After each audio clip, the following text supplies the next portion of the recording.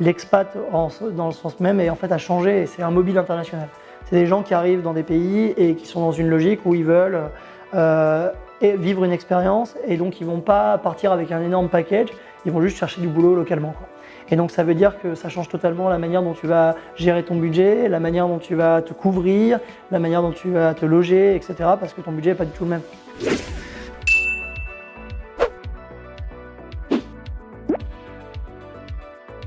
J'ai travaillé d'abord en transformation d'entreprise. J'ai été pendant 6 ans chez Gras Savoye et après, donc en fait, j'en ai eu un peu marre. Et je me suis fait embaucher par Verspiren, donc le concurrent direct de Gras Savoye en France. Capital 100% familial, famille d'entrepreneurs. Et moi j'étais responsable du développement des programmes affinitaires. Et en fait, à un moment donné, ma femme a eu une proposition d'acheteuse chez Decathlon à Singapour. Et on s'est dit, bah voilà, je suis allé voir la famille Verspiren.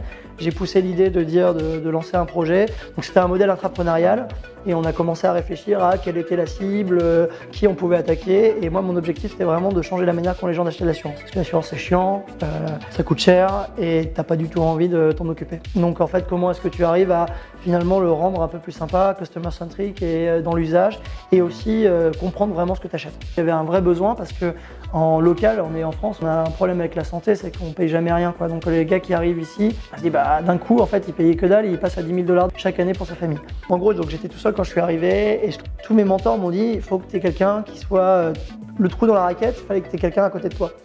Et comment tu fais pour trouver un mec ou une nana qui en gros va se lancer dans un projet, potentiellement va arriver à Singapour parce que c'est pas forcément à Singapour qui sera, et que tu as suffisamment confiance en lui parce que tu es en train de tirer et bourriner toi et tu n'as pas le temps de te poser la question si tout le monde est aligné, comment tu fais confiance? Et bah, au final, quand tu mets tout ça, bah, c'est ton meilleur pote, quoi. Mais Clément, qui est mon associé, on se connaît depuis 25 ans et on se connaît par cœur.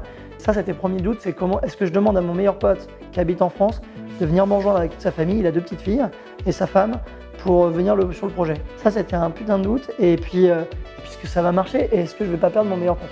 Tu te dois d'avoir quelque chose qui tient la route et puis d'aller faire le business. Donc, on a donné, on a fait tous les trucs de network avec Clem. Et puis Clem, c'est pas du tout son trip. Moi, ça allait un peu plus. Et quand il s'agit de vendre, il faut vraiment y aller, quoi. Donc, on a fait tous les trucs de networking et tout. Moi, tu te dis, mais putain, est-ce que c'est vraiment ce que je veux? Et à la fin, quand tu commences à faire 1 client, 2 clients, 3 clients, c'est super agréable parce que tu l'as fait différemment, les mecs te le rendent bien. Et on a levé 600 000 $ et en fait, on a commencé à développer la plateforme en fait, pour développer vraiment la technologie.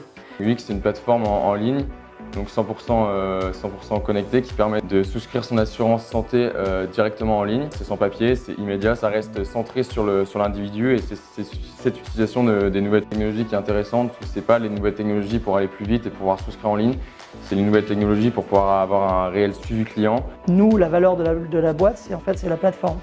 Donc en fait, c'est un modèle où c'est une plateforme avec API. Et après, en fonction de l'usage, en fonction de ce que tu veux proposer aux clients, etc., tu vas créer une interface. Donc on a un chatbot, on a une plateforme sur le desktop, une plateforme mobile, une application mobile. Et en fait, on avait démarré par l'appli Mobile First, ce qui est une grosse connerie. Parce que personne n'achète de l'assurance santé sur son téléphone portable. Nous, l'objectif, c'est que en fonction de ton besoin de chacun des membres de la famille, de pouvoir customiser la couverture qu'il faut. On est les seuls à le faire sur le marché. Hong Kong est a priori la prochaine expansion. On s'est rendu compte en fait que les startups et les SMI, les PME, étaient super intéressés par notre modèle parce que c'était super customisable. Et donc on va se lancer sur les PME à Singapour. Donc là, c'est 99% du marché. Ça représente 240 000 entreprises et il y a 60 000 entreprises qui sont créées chaque année à Singapour.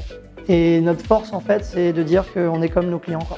Donc en fait, voilà, toute l'équipe, moi je suis mari d'expatrié, je suis moi-même en expatriation mais différemment. Et là maintenant, tu vois, on est 8. Et maintenant, on est dans une phase d'accélération, donc on est en train d'augmenter les équipes en interne.